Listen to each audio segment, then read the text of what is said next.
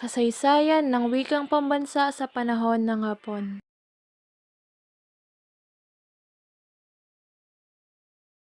Activity: Jumble words. Just comment down below your answers.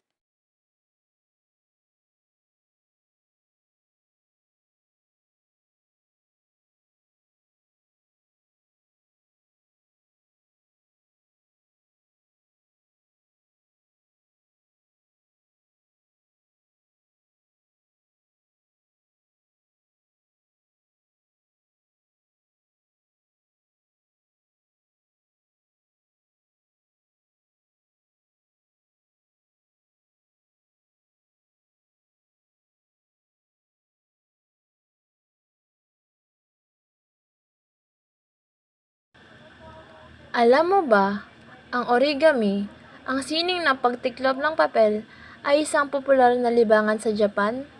Ang mga tradisyonal na disenyo ng origami ay kadalasang nagtatampok ng mga hayop, halaman, at mga bagay na may kaugnay sa kalikasan.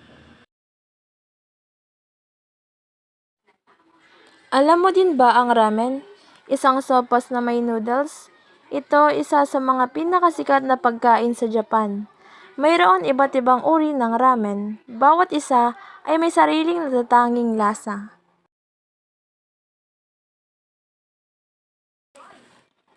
Alam mo din ba ang Mount Fuji, ang pinakamataas na bundok sa Japan? Ito ay isang sikat na destinasyon ng turista. Ito ay isang aktibong bulkan at isang simbolo ng Japan.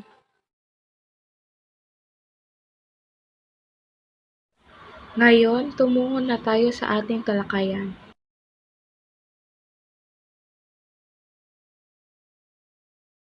Mga kasanayang lilinangin. Pagkatapos ng talakayan, inaasahang 9 sa 10 mag-aaral ay naipapahayag ang sariling opinyon o pananaw tungkol sa kasaysayan ng wikang pambansa sa panahon ng Hapon. Nakapapanindigan sa papel ng ginampanan ng wikang pambansa sa panahon ng Hapon at nakakasulat ng salaysay na tumatalunton sa isang partikular na yugto ng kasaysayan ng wikang pambansa. Talasalitaan, probisyon. Isang kondisyon o bagay na itinakda at kinakailangang sundin ayon sa kasunduan, polisiya, o opisyal na nagpasya. Ideolohiya ay isang hanay ng mga paniniwala o filosofiya na iniuugnay sa isang tao o pangkat ng mga tao. Bunsod, sanhi, imperyo, isang samahan ng mga bansa o mga tao na pinamamahalaan ng isang emperador o iba pang makapangyarihang pinuno o pamahalaan.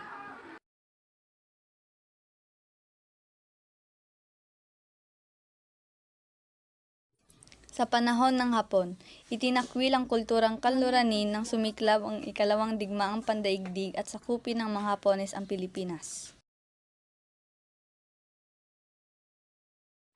Panahon ng Hapon. Dito din ang panahon na natigil ang panitikan sa Ingles kasabay ng pagpatigil ng lahat ng pahayagan dahil ipinagbawal din ng mga Hapon ang paggamit ng wikang Ingles. Sinunog din ang mga aklat na nasusulat sa Ingles upang masigurong hindi mababahiran ng kanluraning ideya ang panitikang nilikha.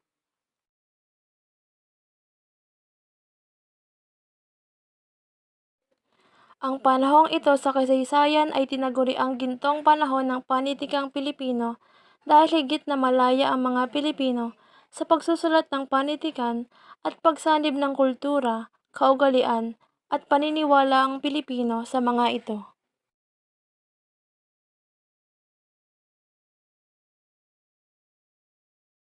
Sa taong 1942,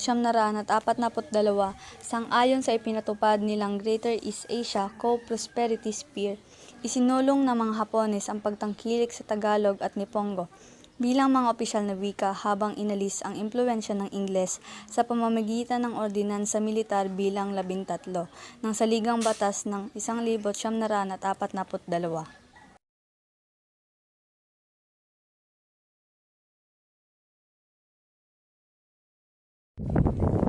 Greater East Asia Co-Prosperity Sphere o tinatawag na bukluran sa pag-unlad sa rehiyon ng Kalakhang Silangang Asya ay isang konseptong imperialistang nilikha at pinalaganap para sa nasakop ng mga Asyano noong 1931 hanggang 1945 sa pamamagitan ng Imperyo ng Hapon.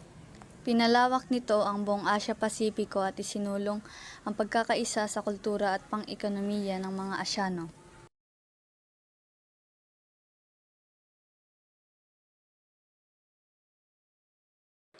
Ano nga ba ang mga layunin ng Co-Prosperity Sphere for Greater East Asia? Ang mga layunin nito ay pagbuklurin ang iba't ibang bansa sa naturang rehiyon, tanggalin ang impluwensya ng mga Anglo-Amerikano sa kabuhayang pampulitikal at panlipunan ng mga Pilipino. Ang Asya ay para sa Asyano. Ang Pilipinas ay para sa Pilipino.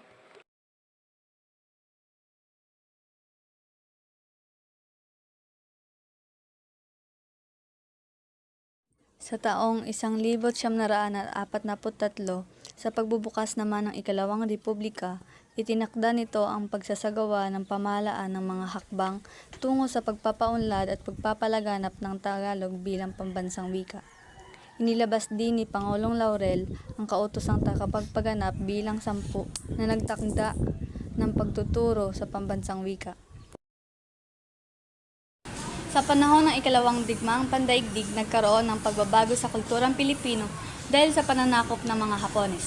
Sa ilalim ng Greater East Asia Co-Prosperity Sphere, itinaguyod ng mga Hapones ang paggamit ng Tagalog at Nipongo bilang mga opisyal na wika at pinabayaan ang English. Ang pagbabagong naglalayong palakasin ang pagkakakilanlan ng mga Pilipino at palayain sila mula sa impluwensya ng kanluran. Ang pagtangkilik sa Tagalog ay nagpapatuloy ng pagpapatatag ng ikalawang republika na nagbigay daan sa pagpapaunlad at pagpapalaganap ng Tagalog bilang pambansang wika. Hindi pa man nakukumpleto ng Pilipinas ang 10 taong transisyonal na pamamahala ng pamahalaang Commonwealth na dapat sana ay magtatapos noong 1945. Naantala na ito ng biglang pagpasok ng pwersang Hapones bunsod ng pagsiklam ng ikalawang digmaang pandaigdig.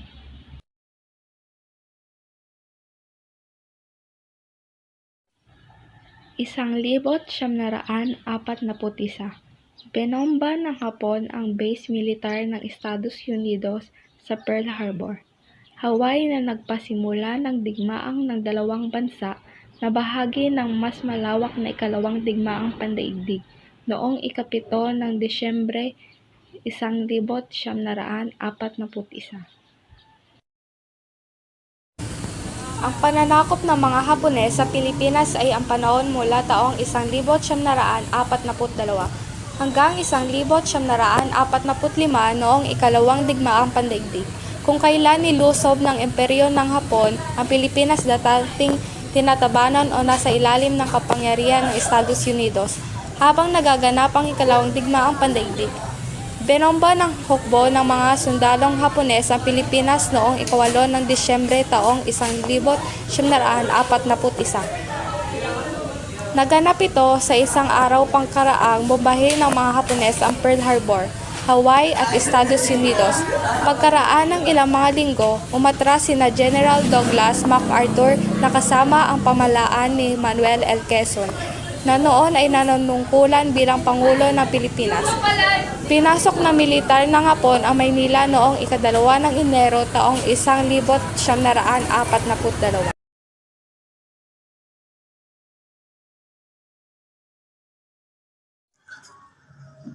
Pagsapit ng ika-2 ng Enero, 1942, tuluyan ang nasakop ng mga Hapon ng Maynila at inilagay ang Pilipinas sa ilalim ng Imperyong Hapones.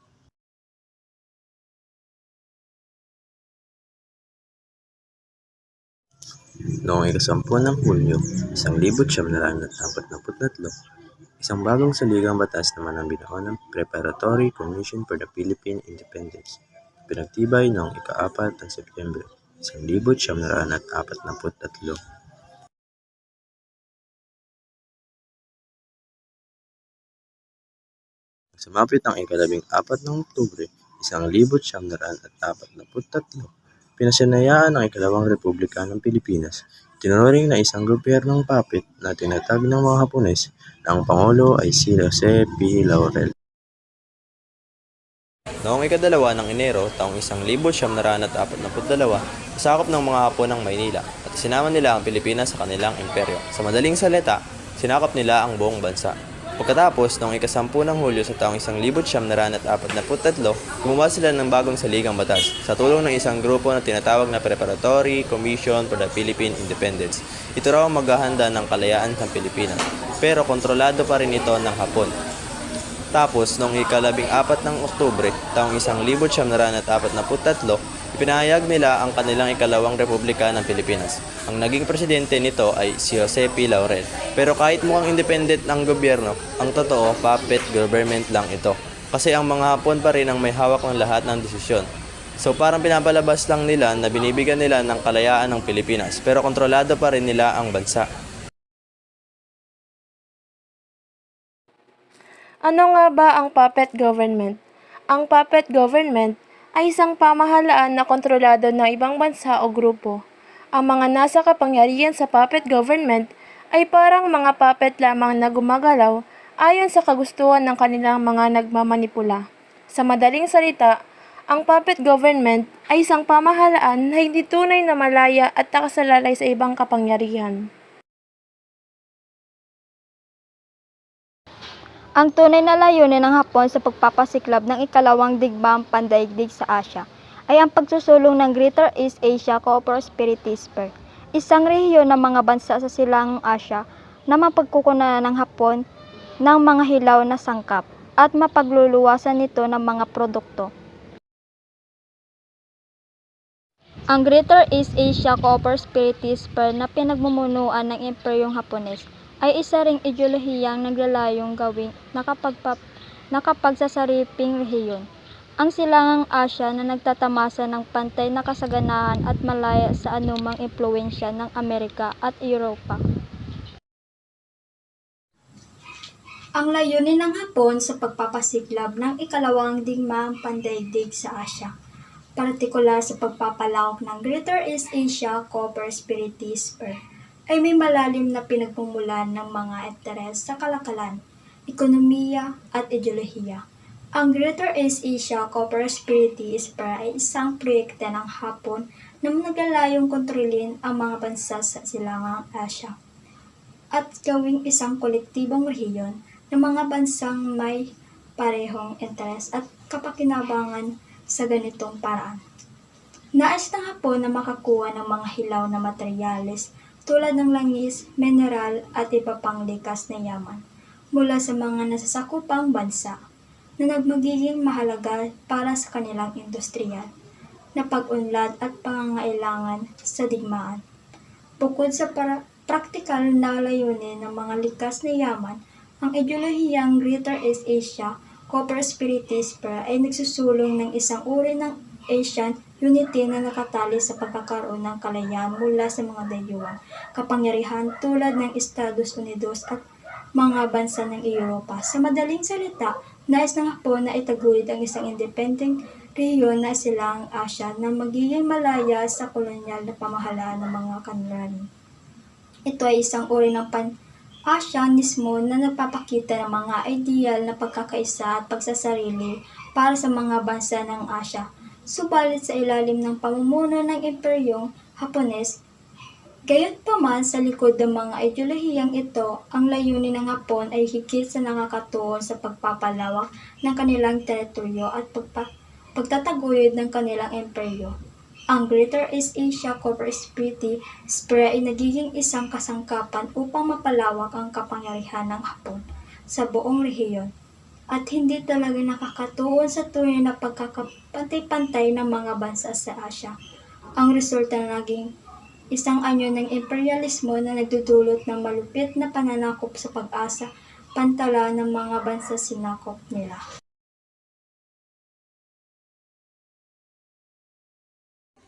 Bunsod ng ideolohiyang isinusulong ng Hapon, nangyari ang puspusang pagbubura ng kulturang Amerikano sa kamalayang Filipino.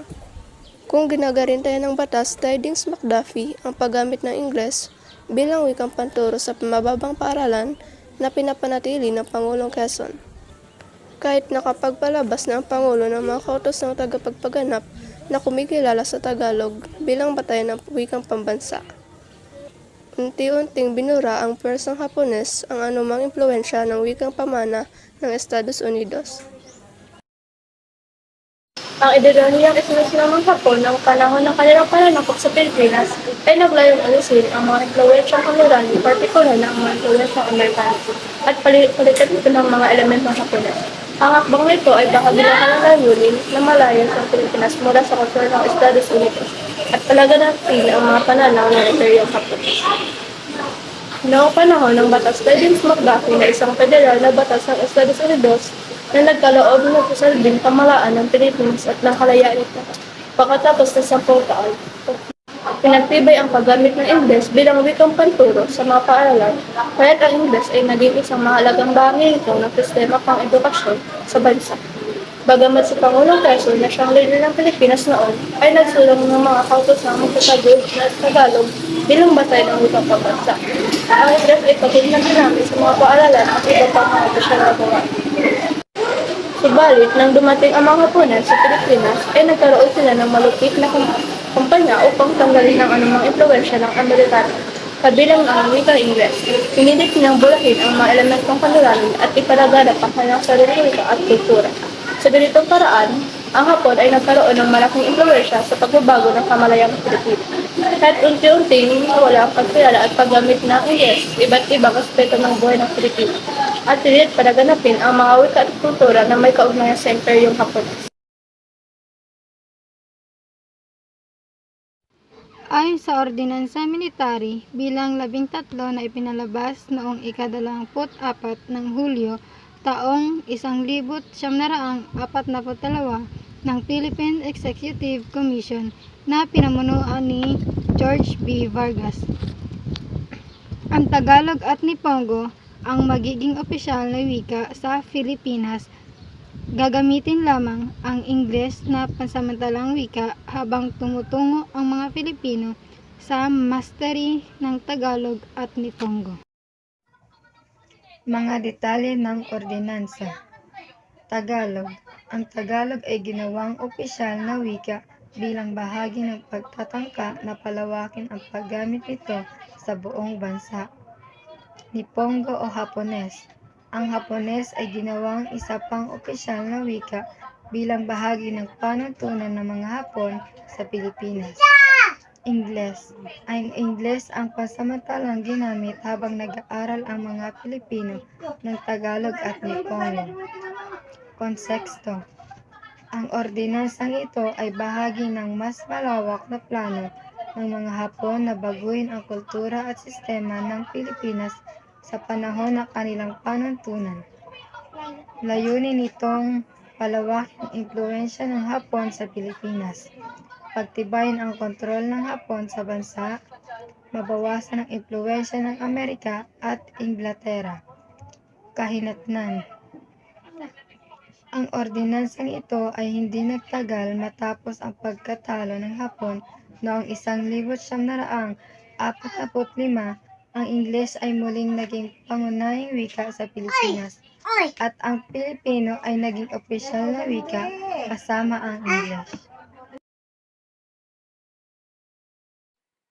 Ang Philippine Executive Commission ay isang puppet government na itinatag ng mga Hapon noong ikalawang digmaang pandaigdig upang pamahalaan ang Pilipinas.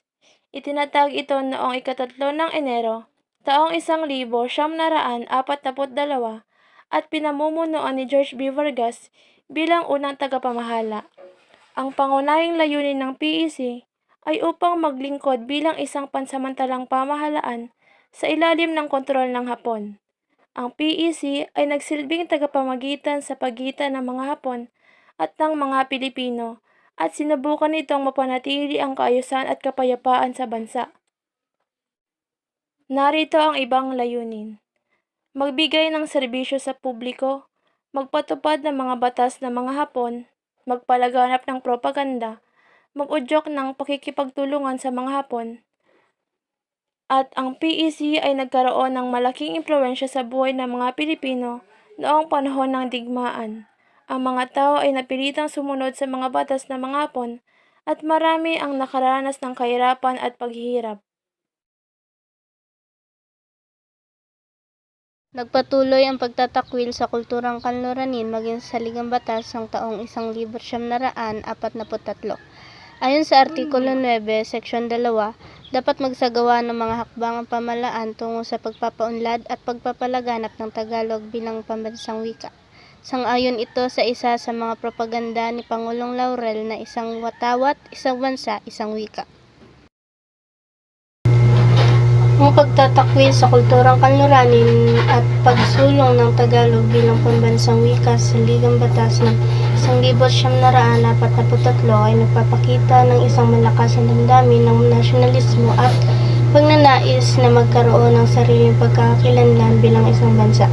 Ang mga propaganda ni Pangulong Laurel na isang tawat, isang bansa, isang wika ay nagpapahayag ng kanyang paniniwala na ang pagkakaroon ng isang wika ay mahalaga para sa pagkakaisa pag-unlad ng bansa.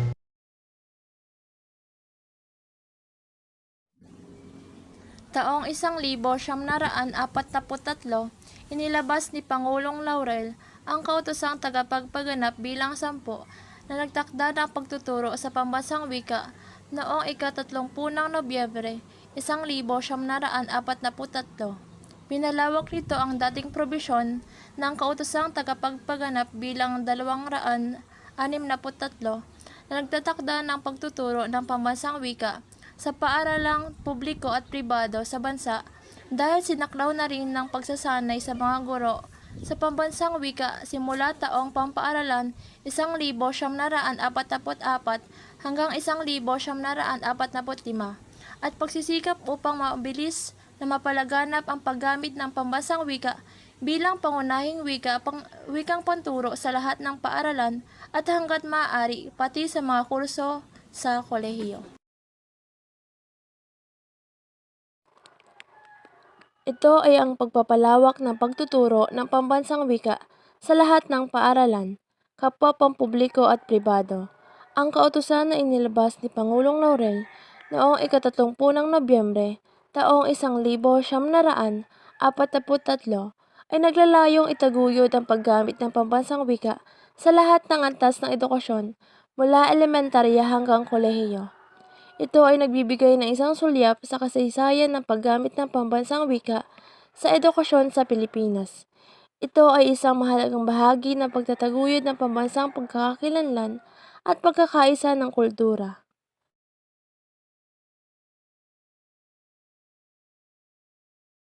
Sa taong 1944, pinagbuksan din noong ika-3 ng Enero 1944 ang isang surian ng Tagalog gaya ng surian ng Nipongo, upang ituro ang Tagalog sa mga gurong di Tagalog na pagkaraan ay ipapadala sa mga lalawigan upang magturo ng pambansang wika. Noong ika-3 ng Enero sa taong 1944, itinatag ang surian ng Tagalog upang sanayin ang mga guro na hindi Tagalog sa pagtuturo ng wikang pambansa. Layunin nitong palaganapin ang Tagalog sa iba't ibang lalawigan ng Pilipinas. Ang pagkatatag nito ay nagpapakita ng pagtuon ng pamahalaang Hapones sa pagpapalaganap ng Tagalog bilang wikang pambansa. Ang naging mga tagapagturo ng Nipongo ay ang mga pinunong militar ng pwersang Hapones at binigyan din naman ng katibayan ang mga nagsipagtapos, junior, intermediate at superior. Dahil din sa pangkulturang paglilinis na isinulong sa panahon ng mga Hapones, kahit ang mga manunulat na dati nang nagsusulat sa Ingles at napilitang magsulat sa Tagalog, gaya ni na Nestor Vicente Madali Gonzales, Narciso Reyes, at iba pa, ay nagsasalaysay tungkol sa mga pinunong militar ng Hapon na nagiging tagapagturo sa mga nagsipagtapos, partikular sa mga junior, intermediate at superior.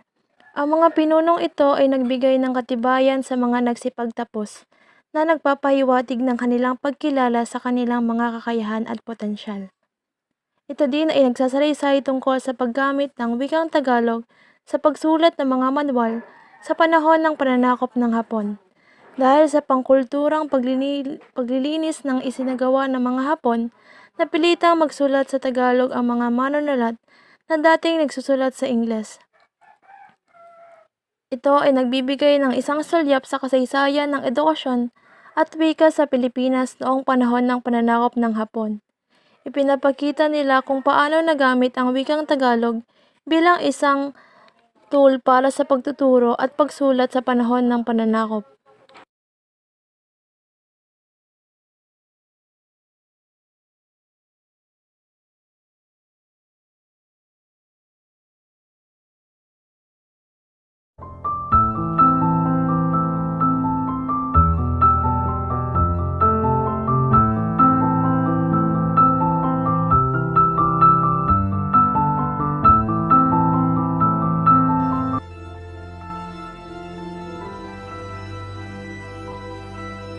Sa panahon ng pananakop ng mga Hapones, hindi lamang ang ating kalayaan ang ninakaw, kundi pati na rin ang ating sariling wika. Pinilit tayong magsalita ng Hapon at ang mga hindi sumunod ay pinarurusahan. Sa labas ng simbahan, isang banal na lugar, nararamdaman pa rin ang pangamba at paghihirap.